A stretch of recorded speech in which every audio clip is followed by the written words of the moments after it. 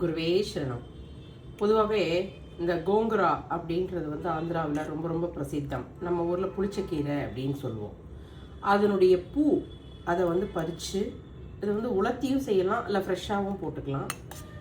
வெந்நீர் கொதிக்க வச்சு அதில் பட்டை, அன்னாசிப்பூ, இஞ்சி இதெல்லாத்தையும் போட்டு நல்லா கொதிக்க விட்டு அதில் இந்த பூவை போட்டிங்கன்னா இந்த மாதிரி ஒரு அருமையான ஒரு பர்பிள் கலரில் வந்துடும்.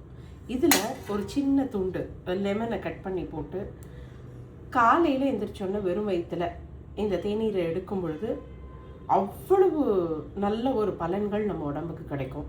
இதை நீங்களும் ட்ரை பண்ணி பாருங்கள். ஆனால் இந்த பூ கிடைக்கிறது கொஞ்சம் அபூர்வம். அதனால் இந்த விதைகள் எங்கேயாவது கிடச்சிது அப்படின்னாக்கா அதை சேகரித்து இந்த செடிகளை வளர்த்து ஒன்று வளர்த்திங்கனாலே போதும். அதுலேருந்தே நமக்கு ஏகப்பட்ட விதைகள் வரும்.